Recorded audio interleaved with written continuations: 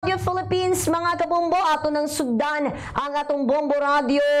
Ingon man usab na atong Bombo Radio Mindanao Connection. Alang sa usab no, nga atong masayran, ang pipila nato ka mga balita nga nahihipos sa atong mga sister stations. Alang sa atong Bombo Reports Mindanao Connection. Adlaw karong nga Biyernes, thank God it's a Friday na gayon. Pebrero 28, ulahi nga adlaw sa bulan sa Pebrero tuig 2025. And of course, mga kabumbo, hisgutan ang lakat una sa panahon kay diri sa among nga dakbayan mismo diri sa Davao City, nagbuntag in taon nga mga pag-ulan nga mong nasinitian, gumikan na usab sa epekto ni ining easterlies no nga hinuon wala may mga gikataho nga adunay mga kuan, adunay mga nabahaan nining nga tungura apan padayon gihapon ang mga pag-ulan, kusog gihapon ang bunok sa mga pag-ulan or ulan nga mong nasinitian dinhi mismo sa amuang nga dakbayan. Pagpabarog nga sa unang hugna sa mga balita nga among nahipos karong buntaga, hisgutanan or update sa pulis nga nati gayon niadtong milabay nga adlaw nga Miyerkules nga may resulta ni sa pagkaguliyang sa daghanan kay sumala pa sa nahimong kumpirmasyon sa Davao City Police Office, inubanan sa PRO 11, kun Police Regional Office 11, nga aduna sila giandam nga 100,000 pesos isip reward money alang sa makahatag og impormasyon nga magdala no sa nahibilin pang laing 5 ka mga tulisan kay nasayran nga not just 3, not just 4 apan unom matud pa ka mga tulisan ang kumpirmadong nanulis ngadto sa usa ka pawn shop dinhi sa Ilustre dapit lamang sa amuang nga Sibyaanan kay niadto milabay nga adlaw Miyerkules usab human nga gisakyan sa mga tulisan ug armado pud ni sila no nga ang ilahang getaway vehicle spriyagaba pud nga nakasaway ang daganan nga nindot kay mga armas apan ang ilahang getaway vehicle nga nagkuan pud kaning dumurag guba-guba mo ni nga ang uban nga mga tulisan nanibat kaya sayran sa laing anggulo sa mga CCTV nga gipanubayan sa tumang otoridad up until now naay mga pipila niini ka mga kaubanan nga nakasibat nga nag-ilis og mga purol, nag-ilis og sanina aron nga mamahimo nga makuan ni sila makisabay ba makiblend in ngadto sa mga katawhan nga wa pud siguro kuan wa pud siguro nga kuan no dili ta nga mamahimong makakuan ba nga posible nga kani sila nagblend in unya nagatik-atik nga dumurag mga kuan nagvideo-video pug apil siguro pud damha karon sa nahimo nga kumpirmasyon sa DCPO 100,000 ang buot nga ilang ihatag sa makatudlo sa gikaymutangan og aron nga mosulbad na usab ang mao nga tulis kay hugot nga gibarugan sa Davao City Police Office nga maong tulis nga nahitabo nga to sa usa ka pawn shop sa niining among dakbayan dili kini matud pa scripted. Kaya sumala pa sa tigpamaba sa Davao City Police Office nga si Police Captain Hazel Caballero Tuazon nga nagkandumamo naman ganido kuno dakop ang kapulisan pulaw maganido sila until now nga karon tawagon na dog scripted okay gipalagan as well sa acting city director sa DCPO nga si Police Colonel Hansel Marantan nga dili kini scripted sukway sa mananggawas sa social media kay lagi sumala pa ngano daw kuno nga dumurag walay plano ang kani nga mga tulisan way plan B walay plan C until plan Z nga ang ila pang mga getaway vehicle nga gigamit kadang-kadang panindot ka ay mga armas lagi nga gipang gamit na pay isa ni ini nga naghubo-hubo na gid in town ng iyahang nga purol kita pa ang iyahang nga brief nga muning ginaingon sa uban nga siya ra gid in town daw ang gidimalas pag-ayo kay kung ang uban magsuot og kani nga pula nga undergarment para swertehon siya ang epitome kung timailhan nga gidimalas o di malas gumika na usab silang gibuhat nga usab nga krimen. Gibarugan sa DCPO nga dili scripted ang maong nahitabo kay mo lagi na dili malikayan usab og manggawas ang mga istorya nga ang Davao City na ilasad ni sa one of the peaceful and at the same time dili lang kay cleanest, at the same time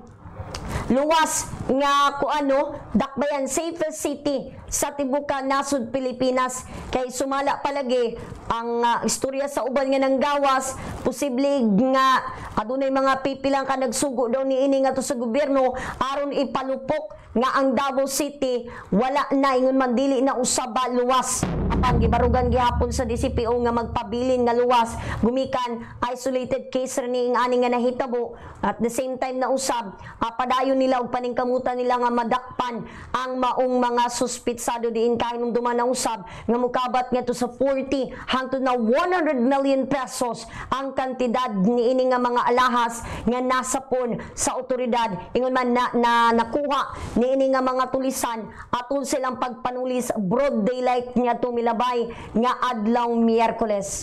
Bombo Radio Philippines Mindanao area mo kanang pagpabarog sa unang hugna sa mga balita atong ipasa ang linya ngadto sa Bombo Radio Jensen pinaagi ni Bombo Edna Mendoza. Daghang salamat Bombo Radio Davao, Bombo Danica Baguio. Ang lakat karon sa panahon diri sa Dakbayan sa Los Santos sukad pa kagabi, gibundakan na kami og kusog ka pagulan kung asa hangtod sa kadlawon alas 7 gihapon namo ang mga pagtutaligsik diri sa among syudad sa Los Santos. Diya nagkaroon na ato mga nagunang balita gikan diri sa Bombo Radio Jensen. Katong nadakpan nga usa ka buaya sa Purok 6 Kawas Arabel Sarangani Province ang gidala na sa Crocodile Farm dito kada sa Davao City. Gumikan gipaklaro sa mong DNR diri sa among sa probinsya Sarangani nga walay kapasidad ang rehiyon para nga atiman sa mga matang kada sa crocodile or buaya. Anaa sa 7.5 meters ang maong lalaking crocodile nga matod pa saltwater crocodile nabot pa sa bote ini nga pwede ka na nga makatiner sa dagat o makatiner kani sa mamala sa yuta. So munang ingon nato og wala pod gibutyag, wala pod gikumpirma sa mga Protected Area Management Board o PAMBI dira sa may probinsya sa Sarangani nga kadtong litag nga buaya sa ni Redim o atong buaya gipangalan na karon nga Redim mao kadto ang nakitaan sa miaging Setyembre nga gautaw-utaw sa may Sarangani Bay. Pero gumikan niini ang ato mga otoridad padayon ang pahimangno sa ato ang mga residente nga gapuyo daplin sa kasapaan o daplin kana sa may mangrove area o sa Sarangani Bay nga mag-amping gumikan walay kasiguruhan nga mao kadto ang ilang nadakpan. So pasalamat sila sa koordinasyon sa mga residente kalagi matod pa nga pila na daw kahigayon nga ilang nabatikdan nga may traces daw sa may buaya diha sa maong area nga ang buaya gikan daw sa dagat padulong kada sa may fish pond hinungdan nga nagbutang sila glitag og pila na sa nila kay gayon na monitor nga wala gayud gaagi sa litag kanang buaya inay sa kilid lang og wala kana nadakpan apan sabi aging adlaw malampuson hinungdan nga nadakpan in coordination kada sa tabang otoridad gidala na sa may Davao City dito sa may Crocodile Farm ang maong kana nga buaya. So mao kana ang pagpabarog sa ato mga balita gikan diri sa may Bombo Radio Jensen. Ang ikatulong hugna sa ato mga balita atong ihatod pinaagi kana sa sister station sa Bombo Radio Butuan pinaagi ni Bombo Benji Barasa. Salamat Bombo Edna Mendoza sa Bombo Radio Jensen sa Bulacan panahon diri sa Mulakbayan sa Butuan pabilin pang dunay ginagmay pagtutaligsik gamong na sinatian. Wapay timailan nga mamayo ang mong panahon muna nga baha pagyod ang among palibot karon. Dali sa upat nga hugnas mga balita o katulong hugnas mga balita gikan diri pitas buong Radio Butuan. Paginampog karon sa Police Regional Office 13 nga nakasikop matur pa sila nga mabot na sa 230 ka mga individual sa ilang gipahugtan nga anti-illegal drug operation. sa Police Regional Office 13 tugod pa niadtong Enero 1 ngadto na sa Pebrero 27 kagahapon adlaw kansa nagaresulta matud pa sa kagkumpiska sa kapin 8 milyones pesos nga kantidad sa illegal nga drogas. Sumapa sa Regional Operation Division 13 ang kapulisan sa Caraga nagakumpiska kini kinatibuk-an nga 1,273.963 grams sa shabu o 55.52 gramos usab sa marijuana o ingon man 15 gramos usab sa cocaine atol sa gipaygayon nga mga bypass operation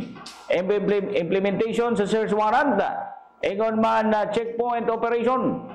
sa mga nadagpan 62 nini ang high value individuals og 168 usab ang mga street level individuals kansa gikustudiya na karon sa nagkadaiyang unit sa kapulisan. Ipasalamatan usab sa Police Regional Office 13 ng ilang mga partner agencies, partikular na ang Philippine Drug Enforcement Agency 13 sa ilang kanunay matud pa nga suporta o collaboration ining kampanya batok na sa ginadiling drogas. Mga Bombo Radyo Mindanao, ang ikatalong hugnas mga balita gikan ni Repitas Bombo Radyo Butuan this time. Atong ipalambi og tug signals Bombo Radyo Coronadal pinagi sa ni Bombo Donald Pitogo. Salamat Bombo Radyo Butuan, Bombo Benji Barasan, mga kabombo may buntag kanatong tanan. Nalakos pangyempos na bayan sa Orandal karong buntag sa Biyernes, last day para sa bulan sang Pebrero 2025. Ang among kawanangan, grabe, aga pa kayo sa iyo pas buntag iulanan. Bug na ang panyempo, gahapon na apoy pag-ulan nga eksperyensya ng mga dakbayan. O karubuntag, basa-basa po na among panahon sa mo ang area of responsibility. Papamarog na sa ika-upat nga hugna sa atong mga balita sa atong Bombo Reports Mindanao Connection. Mga kabombo, upat ka mga miyembro sa Bangsamoro Islamic Freedom Fighters, BFF, ang voluntaryo nga misungka sa mga katapo sang 6th Infantry Division Philippine Army sa area sang Dato Angal Midtimbang, Maguinaldo del Sur kahapon Huwebes, February 27. Nagkamaton sang tig-isa ka payong-payong motorcycle kay ti sa ilahang lugar mo aning motorsiklo nila kayong payong-payong ang sahi sa motorsiklo og tig-isa ka sako sa bugas ang mga katapo sang or former members sa Bangsamoro Islamic Freedom Fighters gumikan sa Maguindanao del Sur. Gipahayag nga voluntaryo misungka ang mga ini ang sanday Dato Ali Salik, Nasruddin Piang, Bukas Gandol og Matik Baganian sa 1st Mechanized Infantry Battalion. Kaupod ang ilang armas ginalakipan sang usa ka M16 rifle, duha ka caliber 30 Garand rifle o sa ka grenade launcher kag 40mm M203. Mo kini sa idalam sang rifle. Gipresentar ni 11th Mechanized Company Commanding Officer Captain Reggie Espinosa kang 601st Brigade Commander Colonel Edgar Cato ang former BFF members kopod ang ilang opisyales og militar lakip na ang lokal nga panggamahanan sa bahin sang Gidulungan, Maguinaldo del Sur. Samtang ang isungka nga mga armas ang naakaron sa kusuriya sang 1st Mechanized Infantry Battalion agod sa proper nga documentation o disposition sa maong mga firearms. Giawhag pod sang 6th ID Philippine Army sa papanguna ni Brigadier General Donald Gumiran ang nabilin nga remnants sa communist terrorist groups o local terrorist groups lakip ng terrorist organizations na musungka na og mag-agi sa Small Arms and Light Weapons Program sa kasuladuhan nga tituyo nga isungka ang mga lost firearms labi na gid sa paabutay nga eleksyon. Sa karon padayon pod ang ilahang pagiginabi sa pila ka mga leader, commanders sa mga rebelding grupo o walong grupo, even Risoksalgen aron makasungka sang tayuyon og makabalik na sa gobyerno pinagi sa reintegration program. Sa karon sumala pa sa 6th ID Philippine Army spokesperson, Lieutenant Colonel Don Robon, gipahayag nga mahimo sila makabulig sa mga CTGs o LTGs aron makabalik sa ilang pamilya nga walay tatsa o isungka lang ang ilahang armas. Kay lagi once nga magpatigayo na sang focus o decisive military operation, walay time first ang ilahang himuong operasyon. Mao ka na naipos naton na balita ibalik ang koneksyon sa Bombo Radio Davao, pinay kang Bombo Danica Baguio. Mga kabombo, mga gato naglangkob sa tunga Bombo Reports Mindanao Connection. Adlaw karong nga Biyernes. Thank God it's a Friday na gayod, Pebrero 28. Ulahing adlaw sa bulan sa Pebrero tuig 2025. And of course, nakauban nato ang ato mga sister stations sa paghatod og mga latest update nga ilang nahagpat gikan sa naman naglahi nga mga dapit sa Mindanao region, mga kabombo. Gikan sa Bombo Radio Jensan, gituno lang ang maong mga balita pinaagi ni Bombo Edna Mendoza, Bombo Radio Butuan, Bombo Benji Barasan, and of course sa Bombo Radio Coronadal, Bombo Donald Pitugo, and of course nanuka din mismo sa Bombo Radio Davao kini si Bombo Danica Baguio. Ug kamintan na nagingon, basta radio Bombo!